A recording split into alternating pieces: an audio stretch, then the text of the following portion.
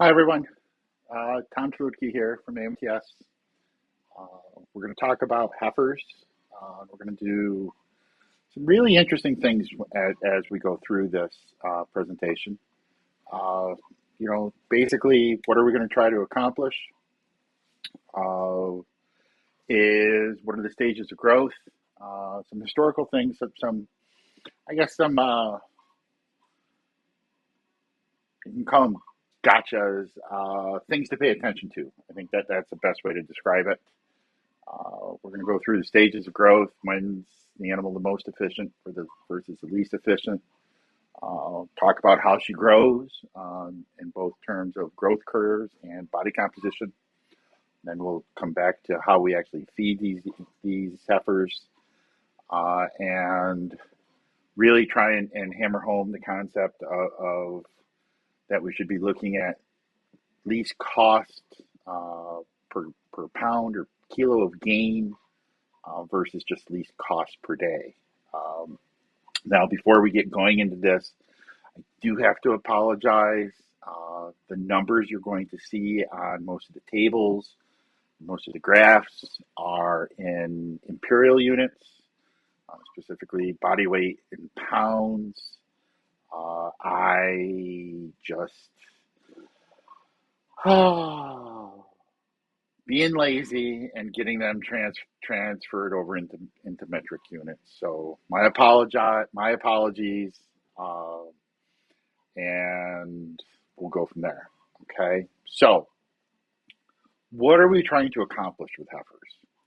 Okay. What we want a fresh cow that weighs at least 80% of mature weight, a modest body condition score. Notice I'm not saying a number. We'll come back and talk about why I'm not saying a specific number. And really, an animal that's had the minimum number of insults during her life. What are insults? Overcrowding, heat stress, pneumonia, any disease, poor nutrition, anything that health and management uh, place upon her that is going to limit her growth, her immune system, and really keep her from being able to exhibit her true genetic potential. And then I got to change this slide. It shouldn't say lowest cost, the most profitable way to achieve this. Okay. That comes back to efficiency. We're going to spend a fair amount of time on some of that efficiency type stuff. All right. A big problem that we have in the industry, we all know this, is we don't know what our animals weigh. Uh, we don't, how many farms have scales for any animal, especially the heifers? Well, they're getting bigger. Okay, there's just no way around this. And I just went back to give some examples. So I went into the literature. Okay, Journal of Dairy Science. I went 2 years, 1984. Okay, and this is out of West Virginia. Holsteins. You notice milk production 30, 26 kilos. Look at their body weights 534, 537. Pretty small cows.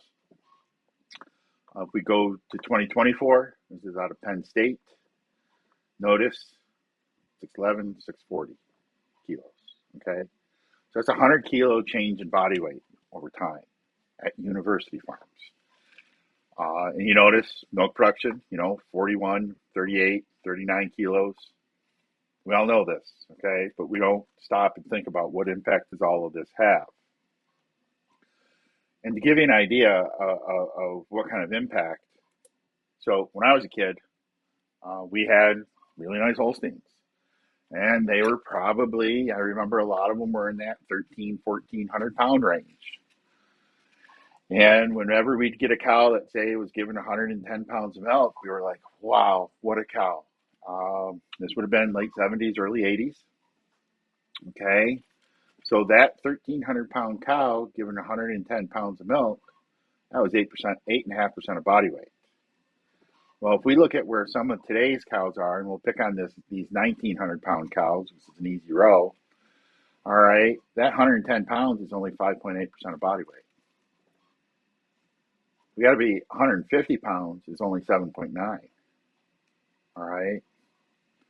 And it really looks like genetically that these girls have the capacity to reach peak milks at around 12 to 13% of body weight. Well, if we use, an easier number, 11.5%, okay, that's on that 1,900 pound cow, that's 100 kilos of milk, folks. Go back to that 1,300 pound cow, that's only 150 pounds, that's 70 kilos. So there's 30 kilos potentially more milk potential at the same percent of body weight because of having these bigger cows. And this is not just some figment of my imagination that these girls are getting bigger. Okay. 10 years ago, Cornell did some work and they went back and looked at this was actually for an extension meeting. Actually, it was the Advanced Dairy Nutrition Short Course. They went back and they looked at in 1993 when Van Amberg was working on his PhD, actually. That's why they had these numbers. And the mature weight of the herd at that point was 1,472 pounds. 2016, 1,710. All right, so there's 150 kilos difference in mature weight at the Cornell Research Farm. And it's genetics. Okay, breeding program stayed pretty much the same. Sure, there was a change in housing, but because the cows were bigger and they needed new housing. And this works out to about a 1% per year increase in mature size. This is real, okay? And a great way, if we don't have scales, but we know milk weights on animals, if we look at what the first calf heifers are milking in relation to the mature cows, whatever that percentage is, it's a really good index to tell us where our first calving weights were. Again, this is Cornell data. This was out of a study that Sam Fessenden had when he was working on his PhD. And at the time, okay, if we look at the graph on the right, this is milk production, and this is week of trial. It's not week of lactation, so this is all just week of trial. And we can see that those first calf heifers were averaging 78% of mature cows in terms of milk production. And in this case, saying mature cows are 3+ third and greater lactation. When I looked at body weight, look at this. These girls were only 79% of mature weight. Okay, so if we don't have scales, and we're working on a solution for that, using an iPad, you'll hear more about that next year, we can get a good indication at least of our heifers smaller than they should be. And I can tell you the vast majority of farms, it's true, they are. And again, looking at milk production is a great diagnostic to see if we need to look at this closely. Now, the other thing is, they've really changed the breeds on us, okay? This is a paper from a couple years ago where they looked at the genetic progress before genomics was introduced versus after genomics. And Kurt Van Tassel, one of the authors here, brilliant guy, brilliant. I did his PhD at Cornell when I was working on my master's. He worked with Bob Everett, who was an amazing animal breeder. And Kurt went to USDA upon finishing, spent his entire career there, and was one of the co-founders, co-inventors, I guess we could say, of the genomic chips that we use. So some of this I put blame strictly on Kurt for changing the breed, not really telling us. Okay, this is huge. They did an amazing job. They responded to the changes in market, where suddenly milk fat was considered valuable again, and boy, did they ever change the animals. So this is U.S. Average breeding values. Here's milk fat, milk protein, somatic cell. There's a little gray line here that's really hard to see. It's right here. Okay, that's 2009. That is when genomics was introduced to the sire industry. And if we look at the slope before 2009 and after 2009 for milk production, there's no difference. We just keep selecting for more milk. For protein, okay, you can see here's 2009. You can see there's an increase here. So we're selecting, I want to say it's the slope is 1.24 times faster for protein now than we were before genomics. Milk fat, though, is where it's really 2.4 times faster selection for milk fat. Okay. I'm not sure where a lot of herds are in South America right now on milk fat, but I can tell you in the U.S., China, because they did a lot of IVF work during COVID. We're dealing with Holstein herds averaging, 40 plus kilos of milk. And if you're below 4.2, 4.3 fat, people are asking why you're low. Notice I said low, 4.2 fat on Holsteins. Many herds now, 4.4 to 4.6, even some over 4.8 if they've been really pushing genomics, and high levels of milk. It's crazy. They have changed the animal. Now, at the same time, historically we would see changes like that, but it would be 10, 15 years before we started to really see that impact in a commercial herd. But because of genomics, they've also been able to shorten the generation intervals on bulls, and you notice it's happening with cows now too. And that's what this panel shows. So this is prior to genomics, a generation out of bull was 7 to 9 years. Okay. So the calf that hits the ground today, by the time they went through traditional proving systems and survived and everything, 7 to 9 years. Now with genomics, you notice we're down in that 2-year range. And again, this is data that's 6 years old now, so I don't know where it is right now. We could be down where these genetics, it'd be hard.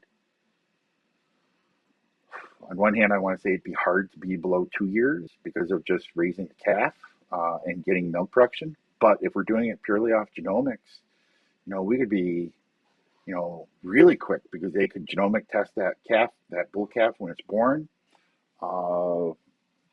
get it to puberty, get semen out of it, get it into a cow. It would still be 18 months, okay? 15 to 18 months, really.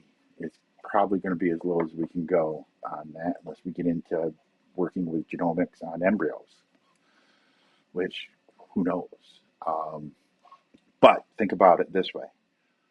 Where it used to take us, 5, 6, 7 years to really start to see shifts in herds that are really aggressive with using genomics, we can be seeing massive shifts in that genetic base in 2, 3 years. Whereas it used to be for one change in one generation, now in that same amount of time, we're on our 4th generation. All right, that's how quick this is changing. So we have to be updating our what we consider our goals for everything on a regular basis. At the same time, this is a paper out of Germany where they looked at the genetics on German Holsteins, and surprise, surprise, as we select for more milk, this is genetic correlations. Look at what happens to body. This is body depth. We're selecting for bigger cows. This data set would also say taller cows, but notice it's a lower, but we're definitely selecting for deeper cows. Okay, so lots of body capacity. Now, there are some people talking about that they're selecting for more efficiency and selecting for smaller cows. I haven't seen data to support that as much as they're selecting for shorter cows. Okay, and I think that's so that they can fit in the robots and fit in parlors, not really changing body weight, because if we select for smaller body weights, hey, we're going to have less milk. At least that's what the data says now. Could we find some oddball genetic strains where that was different? Yeah, probably. But our genetic base is pretty small, so it's going to be hard to really find that. Anyway, what's all this telling us? Our targets that we use for body weights, for breeding, for first calving, for milk production, for stall dimensions when we build barns, for dimensions in robots and parlors, and it's one concern I have with a lot of the milking equipment company, that we're still using sizes for parlors that I think are too small because they're from cows in the 90s. But they don't want to resize them because suddenly if we take a 100 cow rotary and really make it wider and taller to represent these cows, that same amount of space is probably only going to fit 80 cows. So there's some real challenges across the entire industry. This pace of change has accelerated. We're changing these animals quick, and we really need to be reevaluating our goals for all of these things. I'd love to say every year, but realistically, if we can be coming back and updating these targets every other year, I think that's going to be a huge step in the right direction. Now, what kind of impact does it have on our heifers? Well, there's a lot of numbers in this table, okay? Let's just focus on the two rows that are bolded. So this is for pre-breeding heifers, okay? We're assuming, here's a 90-day wait. So basically I said we're going to triple birth weight by 90 days, which is the target, okay? No more of this double body birth weight by 60 days. Let's talk about, because this gets us through the transition period. Let's get triple body weight by 90 days. Very achievable, okay? The correct milk feeding program, lots of milk, the great calf starter, good transition. It's easy, okay, folks? All right. We do not, if we want to change age of first calving, the only way that we can do that is by changing our growth rate pre-breeding. There is no reason anywhere in the world for anyone to be having age of first calving. I'm going to say over 24 months. I'd love to say greater than 22 or 23 months. But if you're dealing with herds, 27, 28 months, by golly, people, you're spending a lot of money on raising heifers. And you're giving up productive days because she's only got so many productive days. And if it means that she's more productive as a heifer growing because you're growing them slow, you're going to get less milk and it's going to be more expensive. Okay, so let's look at a couple examples here. We go back to that 1,400 pound mature weight cow, saying that heifer's got to be 770 pounds at breeding. And if we want a 24 month age of first calving, from 90 days to breeding, so 15 months, she's got to average about 700 grams a day, 1.54 pounds per day. We come up to this 1,800 pound mature weight, which a lot of these Holsteins are now, okay? That heifer's got to be 990. She's got to basically be 445 kilos at breeding. Massive animals. And if we're still at 24 month age of first calving, suddenly we got to be talking 900 grams a day gain. If we want to get them down into the 21 month, we got to be growing them at 1.2, 1.3 kilos a day. Okay? We can do it. Just feeding them right and managing them right.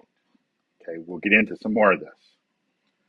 Once she's bred, that clock is ticking. She's only got X number of days till she calves.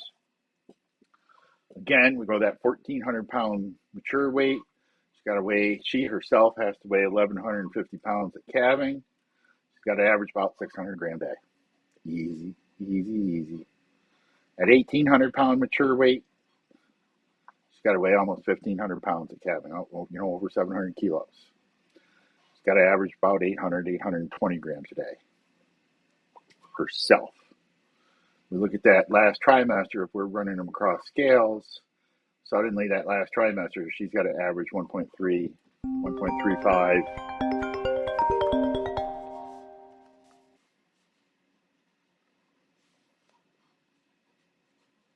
Okay. So we've got to grow these things appropriately. Now, if we look at these growth curves, okay, so I did this, I kind of modeled this where I took a real diet, real heifers, and did modeled them every day. Okay, so I took whatever was, the energy or protein allowable gain for this heifer today, added that to her body weight. So tomorrow's numbers, that was her body weight, was yesterday's gain plus body weight, and on and on and on. And this is pretty telling here. Okay, so the solid line here, this is her. This is the heifer herself, and the dotted line is her plus the conceptus, the gravid uterus. And you notice we get out here, right before calving, there's a significant spread here. But the more important one is if we look at what happens somewhere in this period, she slows down. She actually appears to stop growing. Okay, she's actually we're needing to rethink of when we should say they should be reaching that target calving weight. We're going to come back to this in a few slides. The cool thing too is when we think about efficiency of growth. Okay, so this is the efficiency of metabolizable protein to net protein. So what's in the blood versus what actually gets deposited. And you notice that we are the most efficient in terms of protein utilization on these lighter heifers. And that's amazing because it gives us huge opportunity. This is when her protein requirements are the highest, is these really young ages. This is when the majority of our frame growth occurs, when the majority of our muscle growth, our skeletal growth. So it's really, as the demand is really high, her efficiency of use is really high, which means also then we can really, if we feed them, they will grow, and we feed them correctly, and they will have the right body composition. All right. If we look more at just growth curves, so here's body composition curves. This is classic data from the 60s and 70s, where they did a lot of serial slaughter studies.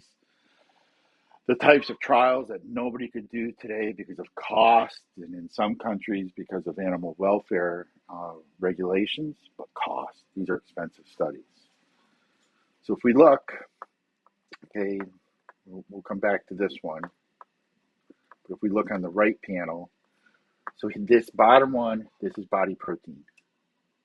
Okay, and if you notice, it's pretty much linear up until about here, somewhere in this box. And then it starts to slow down.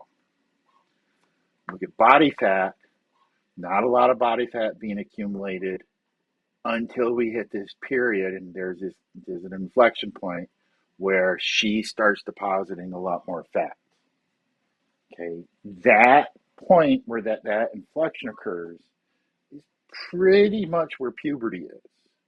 Okay, so if we think about what we could potentially do growth-wise pre-pubertal, okay, so in this phase, it's really hard to get these little kids fat if it's a well-balanced diet. They just want to grow. They want to grow frame. They want to grow muscle.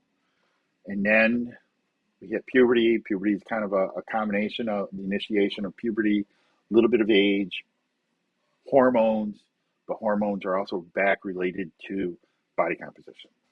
So it's really related to body composition.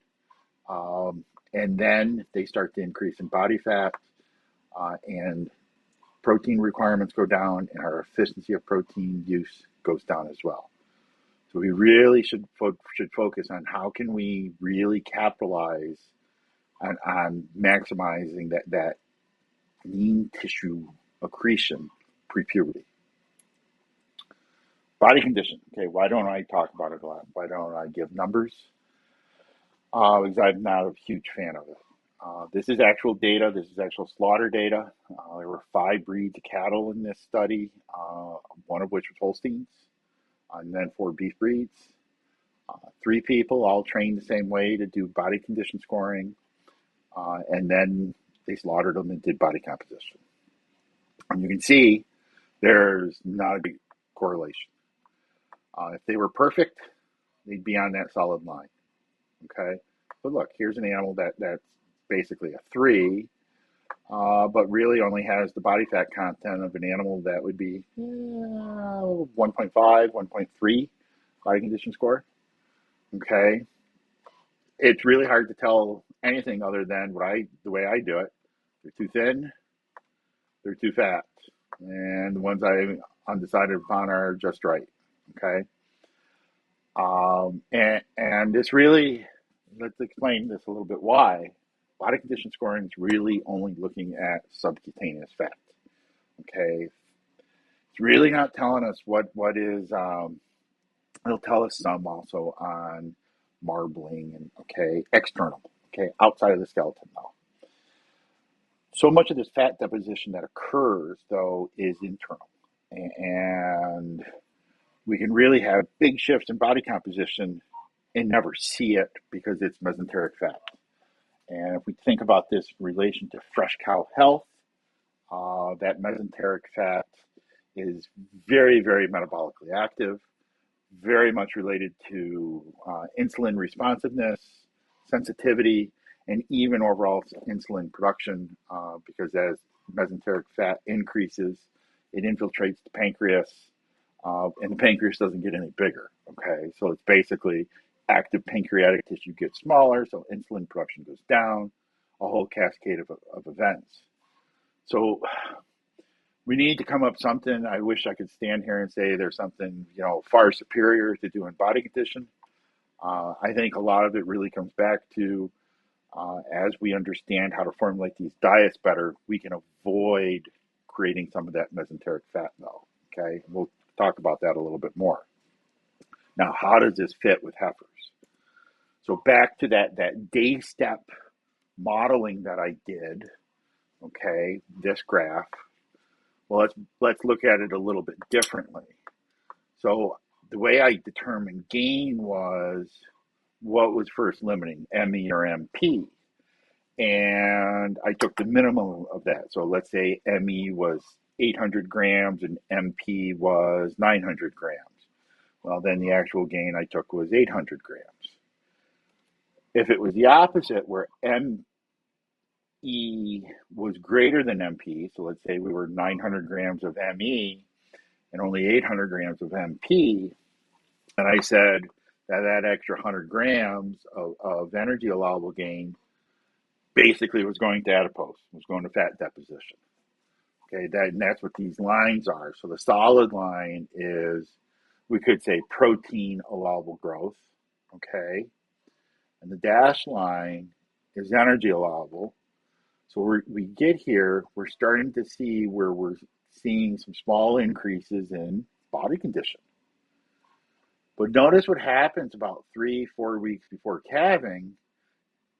And if we think about this cleanly, intake goes down.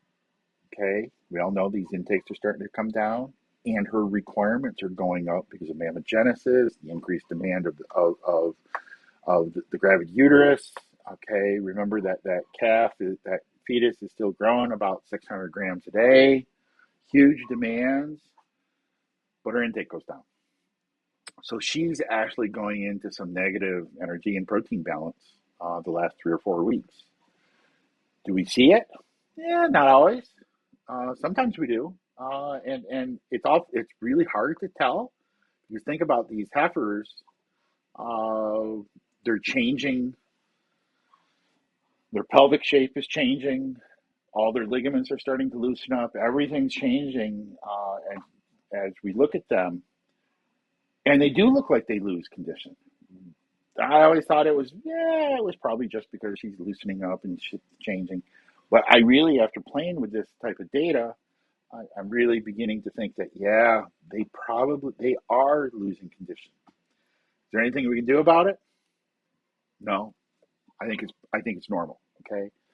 I think we need to get over ourselves and thinking that we can prevent and then treat any disease, fresh cow disease, whatever. I think we go too far sometimes. I think some of this is just normal physiological shifts as you go through different production steps, and they're needed to trigger hormone responses, uh, metabolism shifts, all of these things. So I think we kind of sometimes set ourselves up for unrealistic goals. Okay, so really looks like she's not growing. Okay, and that timeline of how long she's not growing, well, that's a little debatable. I'm going to show you one more graph. Then I got to switch presentations to show a couple things, and I'll explain more of that. If we say that she's growing the entire time that she's pregnant, okay, that's these light blue bars, okay, and let's say that she needs to be 1,640 pounds at calving. Well, if she's growing that full 9 months that she's pregnant, she's only got to average 1.9 pounds a day, 900 grams. If she's only growing though for the first 8 months, then she's got to average over a kilo a day. But if we say, you know what, she's really not growing the last 6 weeks of gestation, then she's got to do 1.1 kilos a day. And if we look at this, when I back calculated this, if she's only growing for the first 7.5 months, it means your calving weight is going to be 77% of mature weight. If she's growing for 8 months, 78%. Where do a lot of our herds end up in milk production on those first calf heifers? 75 to 78% of mature weight. Okay. And I'm convinced anymore, it's all because we have been assuming that they grow during the last 1 to 2 months of pregnancy as heifers when it really looks like they don't. So now, bear with me while I change the slide. Okay. So this was a poster. I was challenged on this thinking by the Japanese. Okay, so by one of our clients, Zen Rekuren, and they went back. We went back from their research farm. They pulled some of their data together, and then we also went back and looked at the equations that are in the model, in the 2001 dairy NRC and the 2021 NASEM. And we calculated, okay, some weights here. So here is, based on whatever equation you want to use, what the calculated gravid uterine weight, okay, so that's placenta, fetus, all the fluids. And you can see there's differences in what equation that you work from, okay? NASEM 2021 was a reevaluation of the 2001 NRC. On the 2001 NRC, Alan Bell's work out of Cornell, pregnancy magically started at 191 days gestation, and we know that's not real. Now, how did Alan end up doing that, saying that? It's just because he didn't start slaughtering any dry cows, any pregnant cows before that. So that's just the beginning of his data. Okay. Now, if we take those numbers and we subtract off from body weights, okay, and these are body weights of animals that were weighed on scales, here's what our actual conceptus-free body weights look like. And you notice we're back here 195 days pregnant. Okay, so we're talking 3 months. And you look, these girls, these curves plateau. They actually get flat, pretty much flat. So after going through all of that, what we, what we have kind of come up with is we really should be looking at meeting first calving target weights at a minimum of 60 days pre-calving. And actually, looking at that data, we think it should really be 60 to 70 days. So 70 days is a little over 2 months. So let's say 2 months. Now, if we go back to this graph, okay, this is only 6.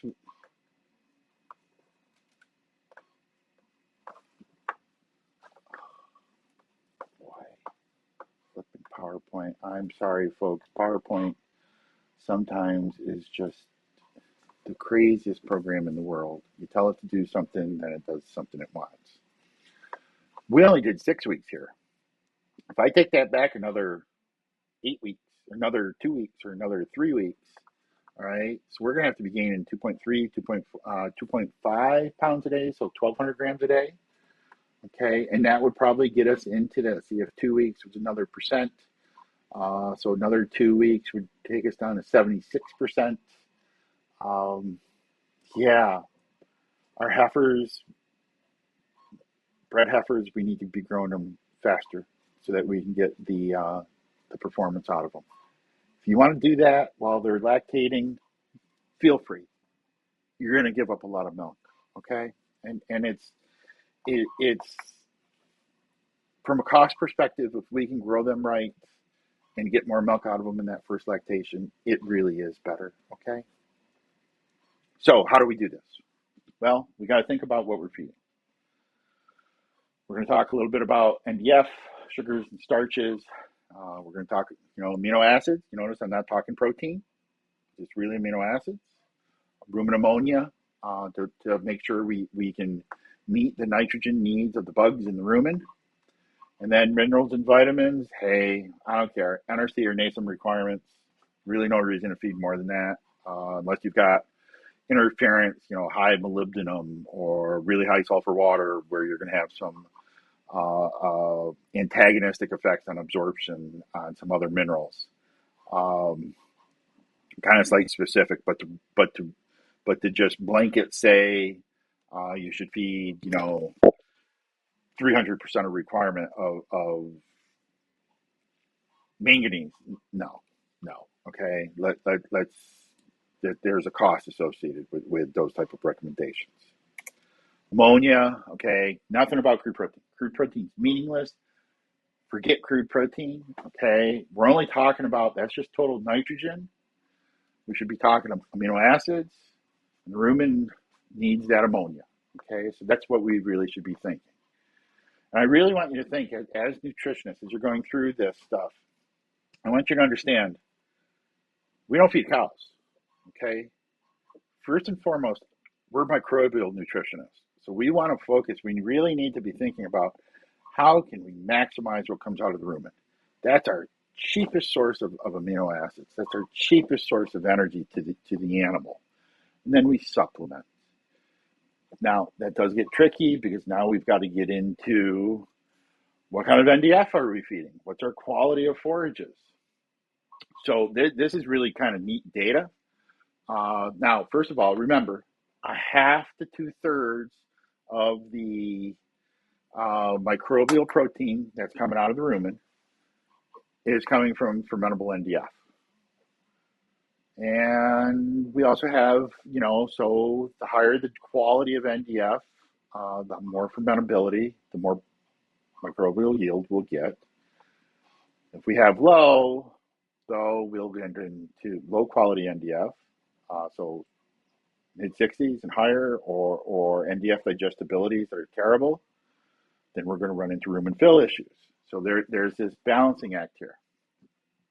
I think it's also kind of an interesting one. Here's a neat paper. Okay, this is from 2023, where they showed that okay, oh boy, hot topic. Let's limit feed heifers because our forages are too good. Wow, I think this is a neat one. Limit feeding heifers, okay, higher rates of cross suckling. So let's think about this. Especially, we take those young heifers, limit feed them. Come on, they're like teenagers. They're looking to get into trouble. So what are they going to do? Well, they're going to go suck on each other so that they have something in their mouth. Wow. Okay. And here's how some of that data looks. Okay. So restriction on day 2. So that stimulate limit feeding. Look at what happened to those cross-suckling events. And it took them time afterwards. It really took them 2 days to come back to normal. Okay.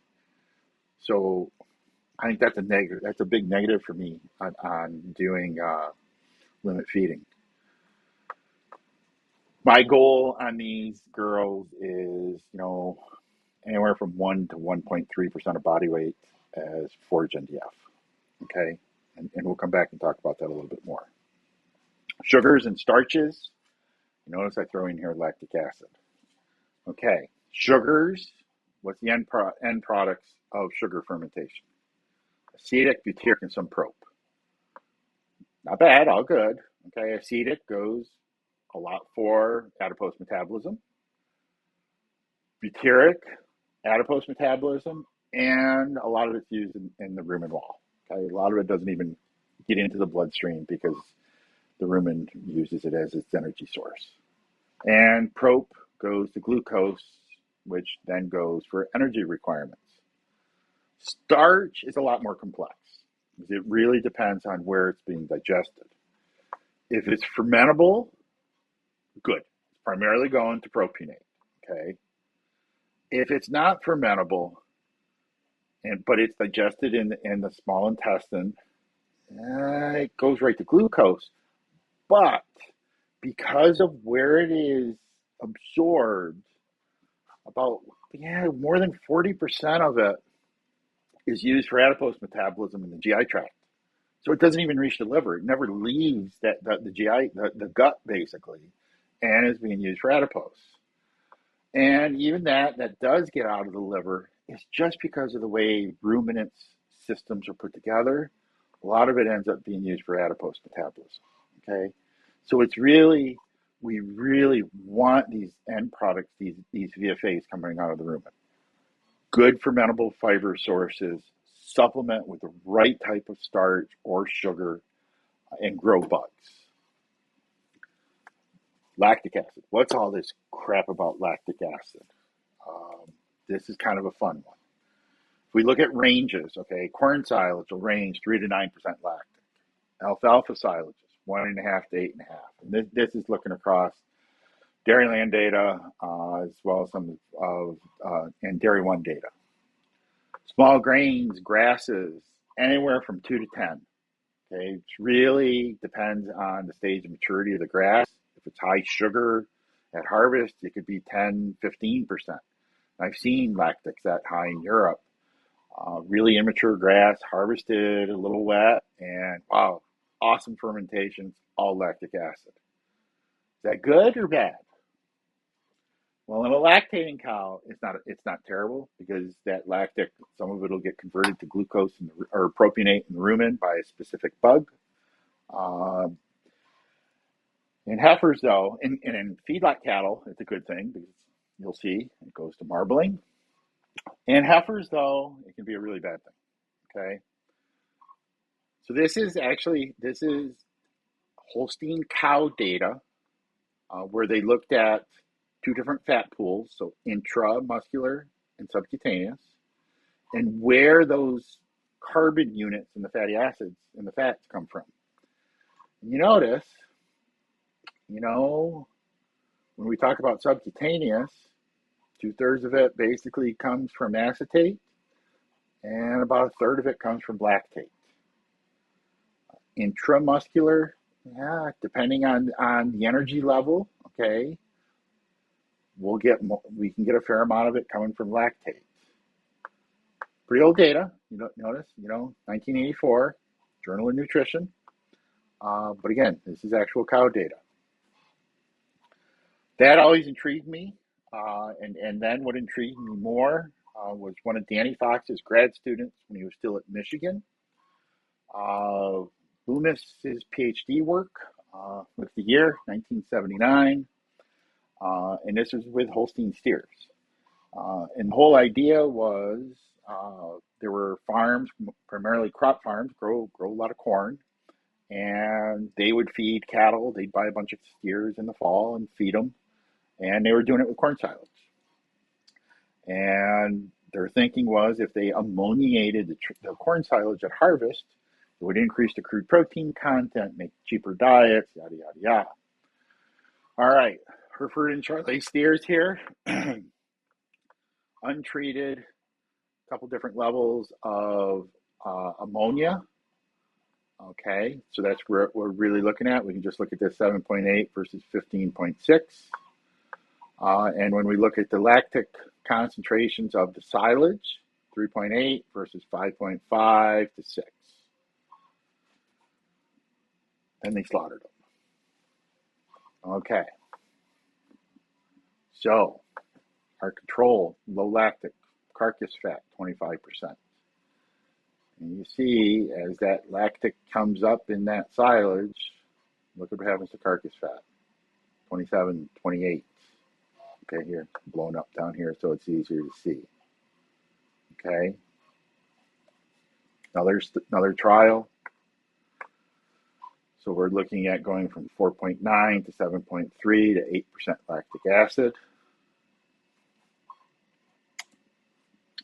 And when we look at carcass fats, okay, so we won't worry about, this is Monensin level, 0, 16, 33 ppm.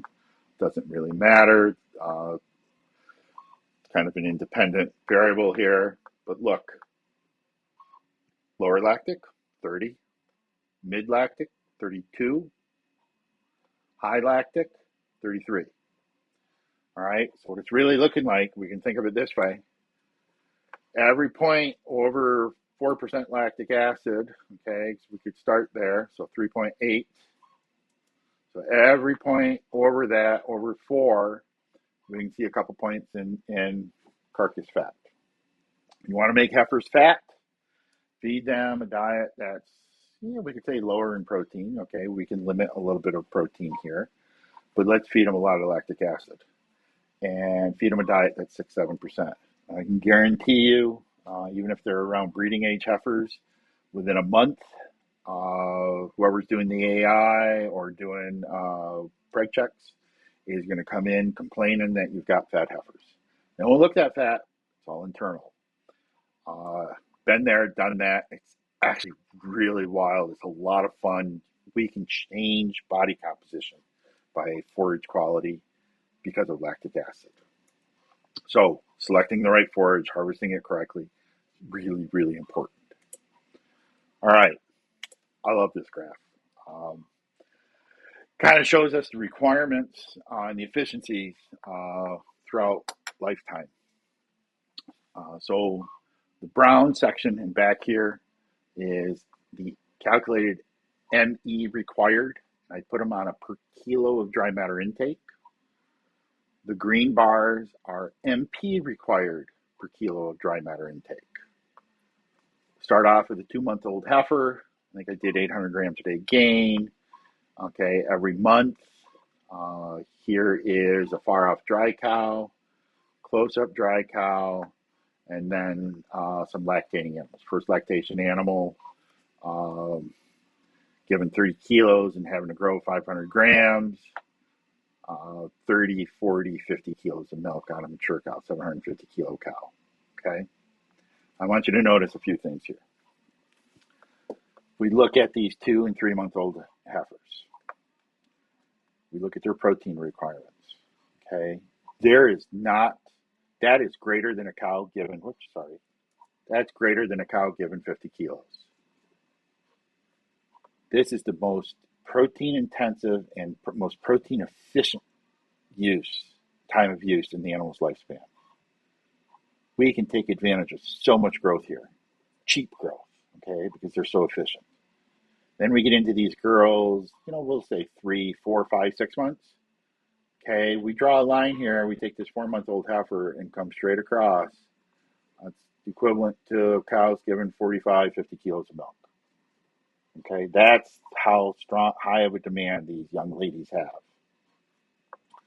We get out there and we get into where about puberty. Okay, we're still talking cows given 30 kilos or so. We hit puberty. Okay, we start to see that our protein requirements are coming down. Get them bred. Our bred heifers, this is the lowest time protein requirements we'll ever have. Get into that last trimester with that conceptus growing and then mammogenesis, we spike back up. And then that last month, because of mammogenesis, really, they have densities equal to or greater than cows given 50 kilos. We can't feed heifers, close-up heifers, to meet the requirements, okay, and achieve everything else that we want in terms of rumen fill and not pushing them into the potential for negative energy balance post-calving and everything. Okay, it's just a fact of life that these animals in this last 3-4 weeks, we can't meet the requirements. So we have to make sure we have the size and scale and right body composition before we get to that point. So the real challenge here is, and I also want you to notice this, that 2 months before calving, okay, those heifers have the same requirements as close-up dry cows. Okay, so really, can we be looking at how do we feed these heifers? Well, it depends on herd size and grouping strategies.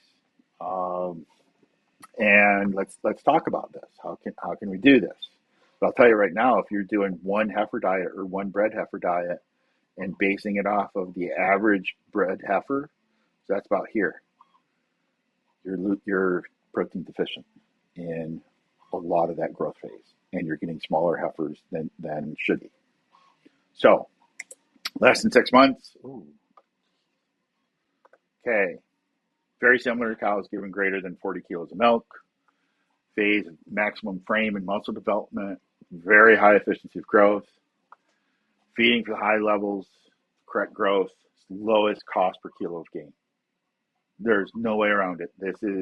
We can be so efficient with these little kids. It all starts with a calf starter. Okay. Again, if we set our goal at triple birth weight by 90 days, the best starter, here's the way to think about calf starters. It should look like a lactating cow TMR to support 45 kilos of milk in a pellet. Okay. What's that mean? It's not cheap. Okay.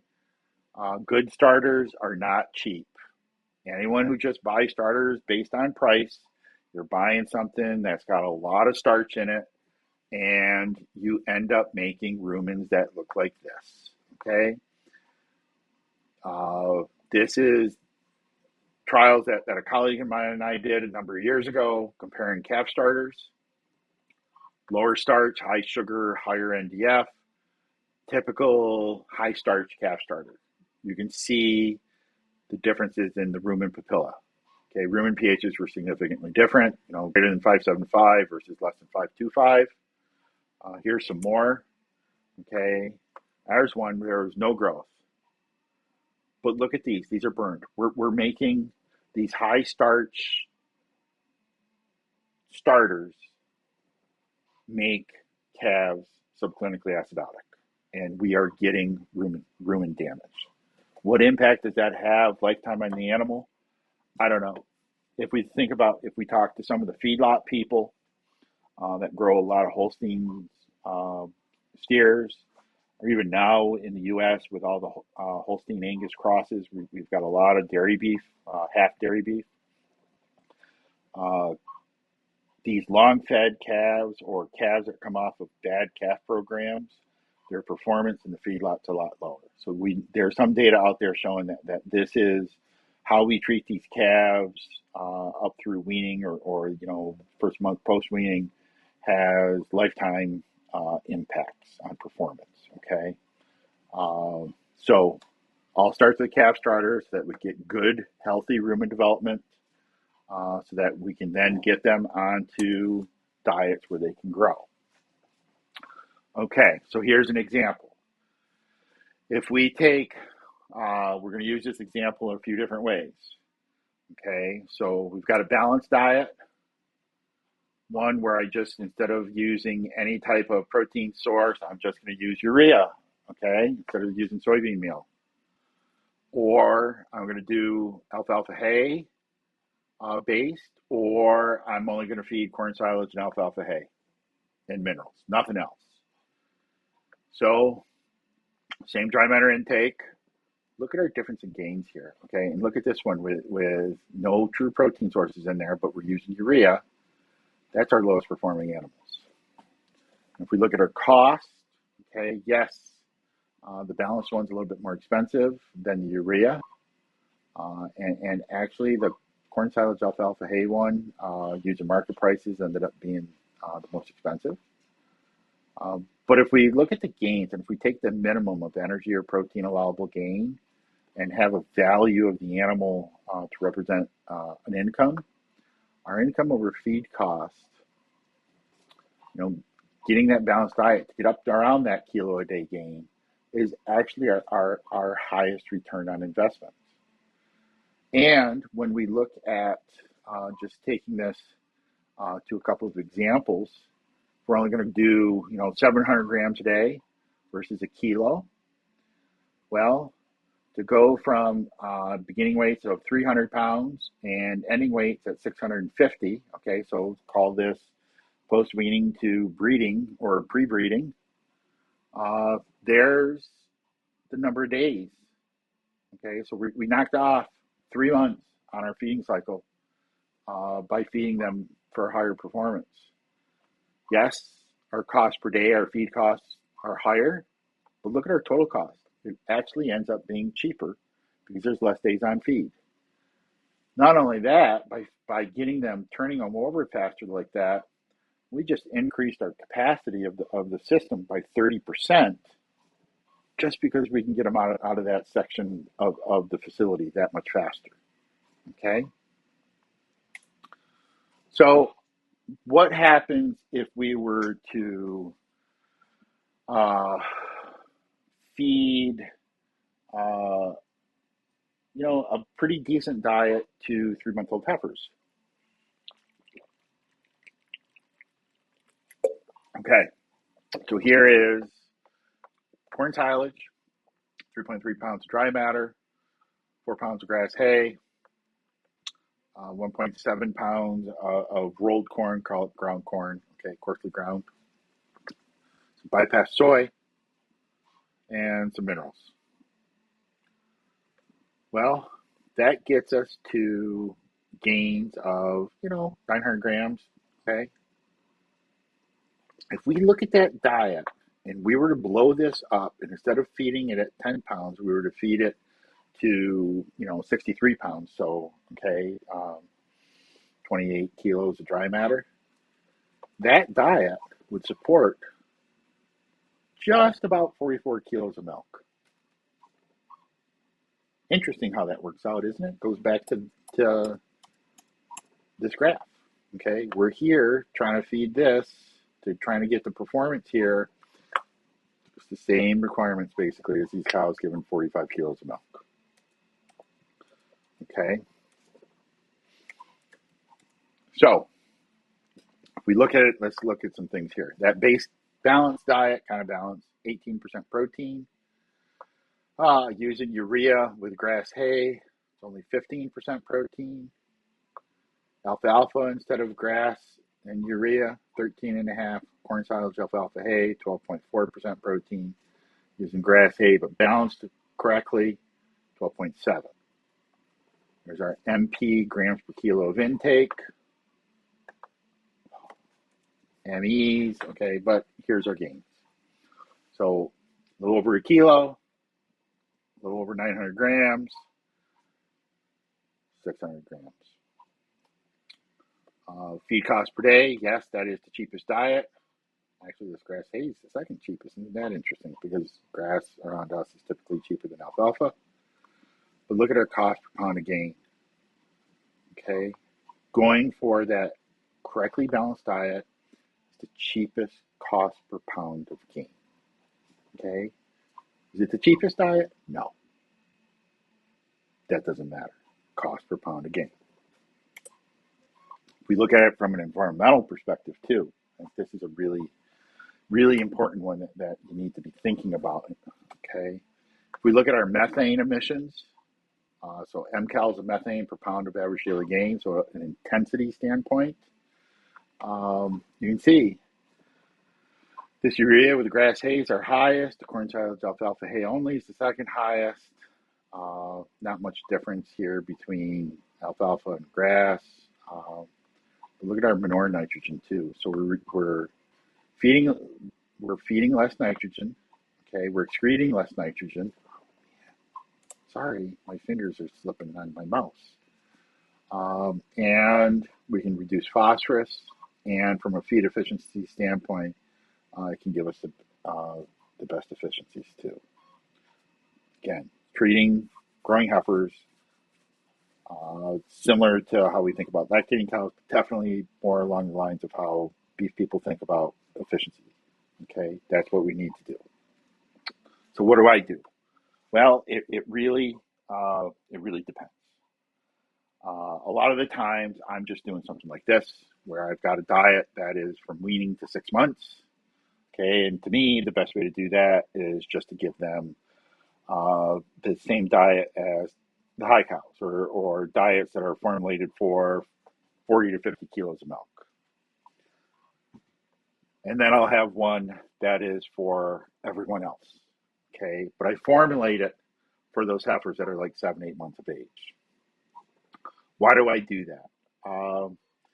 It's again, it's what can be easily implemented on farm, and there's a couple other reasons as well. Okay, so if we have heifers on a dairy, okay, so not just a heifer grower, feed those little girls Digout TMR, do a couple week transition from calf starter to TMR. I don't feed extra hair like that. It's just let's get them onto on the TMR.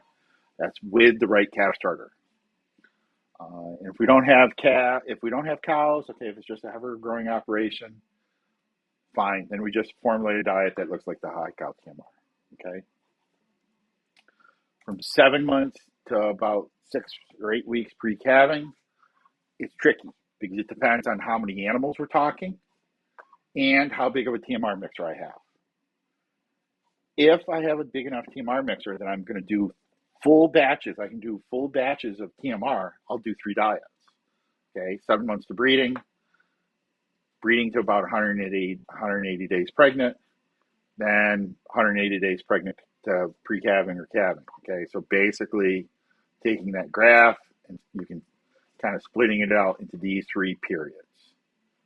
Okay, that's if I can make big batches of full batches of TMR. And this is something where a lot of South America and other parts of the world, guys buy small, and the farms have small TMR mixers, and boy, it is so inefficient. Why? Why is it inefficient? It's expensive. Okay, if we take, and these are American prices, okay, so if we value the person loading that mixer, running a loader, skid steer, or front end loader on a tractor, the loader and the person operating it at $90 per hour, which if you had to go rent one or hire an operator would be pretty fair. About $1.50 a minute, and it takes about 15 minutes to load the TMR. There's $22.50 in cost. If we take that mixer, okay, valued at $180 an hour, so that's $3 a minute. And it doesn't matter what size mixer it is, okay, it takes about 30 minutes to load, mix, deliver, drive, unload, come back. All right, 30 minutes is probably a short amount of time in a lot of these operations. That's $90. That's $112 just in labor and equipment to make a load. Now, if I can feed 245 heifers off of that load, my equipment and labor cost is 46 cents per heifer per day. If I'm doing half batches, and I'm like, I'm going to feed this group specific this, but it's only a half a batch of TMR, well, I got to make choice of number of batches, and my time really doesn't change. So now I'm talking 92 cents an animal a day in labor and equipment costs just for feeding. All right. If we say soybean meal is $360 a ton, that's equivalent to 2.6 pounds of soybean meal. Okay. So 1.2, 1.3 kilos of soybean meal in labor costs and equipment costs by not having full batches. Okay. So you tell me, Mr. Nutritionist, I want you to save my diets, my heifer diet's 10 cents an animal a day, but I'm going to have to feed more loads. I actually cost the farm money. So we need to be thinking about how can we really efficiently feed these animals to reduce overall costs. Okay, and all of you with vertical mixers or farms with vertical mixers, those things are meant to work with full batches. They do not do anything less than 2/3 of a batch. They do not mix worth a damn. I don't care what the company says. They're meant to be full. And if you're working with dry hay or baleage, those are the most expensive ways to process bales, okay? If you're going to feed dry hay, you're going to feed straw, get a hammer mill. Have the farms get a hammer mill. You can blast through with some of these hammer mill processors. You can blast through, they can make a pile, 30, 40 tons of dry hay in an hour. And then it's using the mixer just to blend, which is what they're designed for. You start doing this, trying to process a bale, and suddenly you got that mixer sitting there running for 45 minutes to an hour just to break up a bale at $3 a minute. Wow, you can pay for a mixer for a bale processor pretty quick. Okay, back to formulation. So again, it comes back to farm size, mixer size, number of loads. I'll look at a couple different options. I'll do two heifer diets, and it could be a pre-breeding and last trimester as one mix, and early mid is the second. So really taking advantage of those differences in requirements. Smaller farms, I think this is great. I love doing it this way, actually, where I'll have one heifer diet, where I'll either have it formulated for these younger heifers, recognizing I'm overfeeding some of these girls, or I'll formulate it for the average for these early bred heifers, but then I'll top dress a concentrate at like 2.5 kilos per animal on these younger heifers and on these late gestation heifers. Okay, that's a management decision. Can the farm manage? Can we separate out these heifers? Can we separate out these later gestation heifers to top dress? And same with these younger heifers. Takes a little bit more. Could take a little bit more time because if you got to deliver the grain and like that, but it can work really, really well. Here's some examples. So if I take a diet where I formulated it for the 9-month-old heifers and I fed it to all heifers 9 months and older, okay, so here's what the amounts per animal would look like at 9, 18, and 21 months of age. Okay, and this is that corn silage, grass hay. I just did distillers in this example. Okay, and forage NDF is a percent of body weight. 1.2, 1.25, 1.26, 1.2. About a kilo of energy allowable gain, 1.1 kilos protein allowable gain. Those young heifers, you look at that those last couple of months, we're still really good gains. We're overfeeding a little bit, so we're growing them a little bit faster here in that early gestation. that's okay.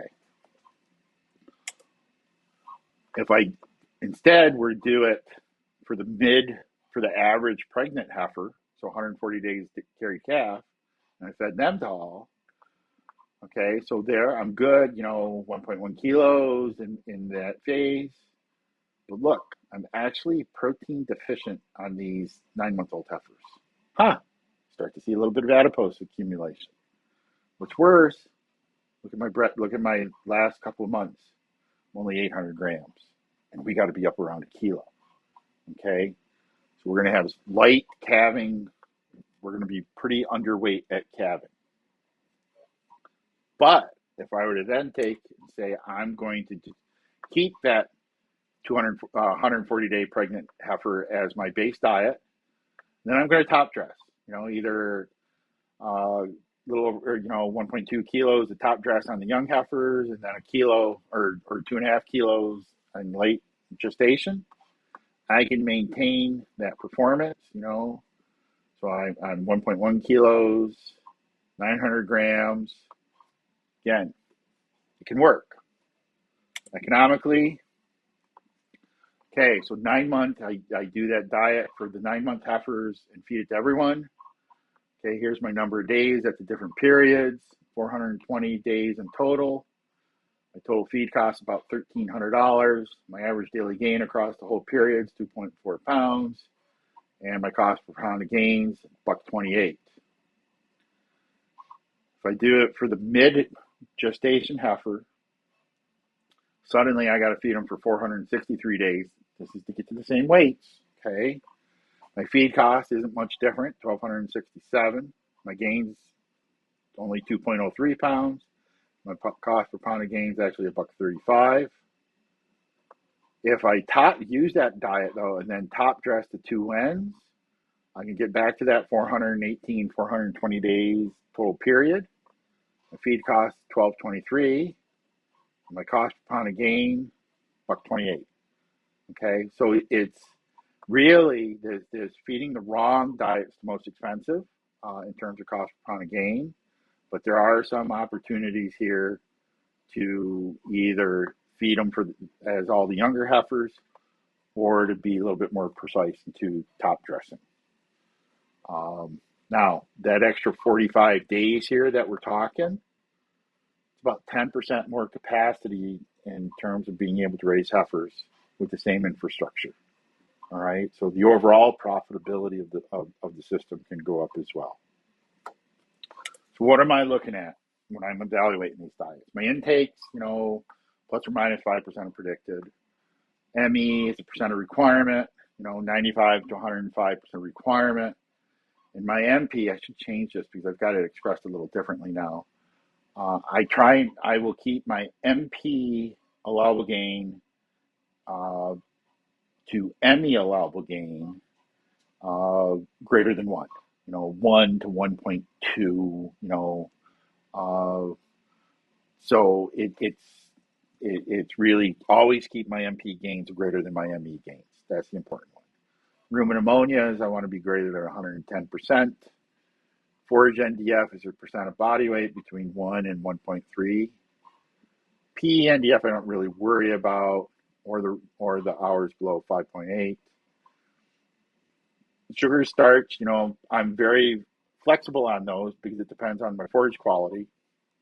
The big one is keep my lactic acid less than 4%, and make sure that my methionine and lysine are greater than 100% of requirement. Okay, these are pretty easy diets to do, especially if you have forages that you can allocate to specific groups of heifers. So take advantage of the efficiency of growth in these young heifers. Okay, feed them for more gain. Maximize the correct style of growth. It's the most efficient. It's the most profitable way to grow heifers. We have to be continuing to adjust our target weights and production expectations because of genetics changes. Focus on cost per kilo of gain, and you can expand by growing them faster and not having to build more structure or anything. And it also does improve your environmental footprint, okay? Because we're capturing more of those nutrients as product, i.e. gain, than we would otherwise. Bred heifers, they really look like they don't grow that last 6 to 10 weeks of pregnancy, okay? So we need to reach our target calving weights 6 to 10 weeks, let's say 8 weeks. If we can be reaching that target first calving weight 8 weeks pre-calving, we're gonna make some pretty big improvements on heifers. And weigh animals. Okay, you can buy cheap load cells. Uh, okay, we're working on a way to use an iPad. Like I said, we're going to start a limited release of that later this year, and then really take it to a larger market starting next year. And it's really cool because then you don't have to catch the heifer up. You can just walk through animals and take pictures, basically. You got to be within like 2-3 meters of them, and they got to be standing in the right orientation. It's pretty simple and it's really cool. It gives us both not only body weight, but heights. So we can get hip heights and wither heights doing that. Come into it. All right. Thanks. Questions, I think there's going to be some time for discussion, but also don't hesitate to email me, WeChat, WhatsApp. I don't have my number on there.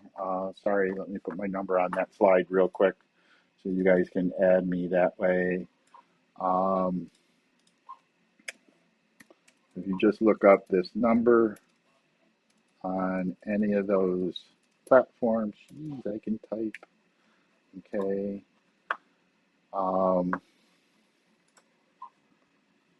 Okay, you can find me on any of those systems. Have fun. Thanks for being here and talk to everyone later. Ciao.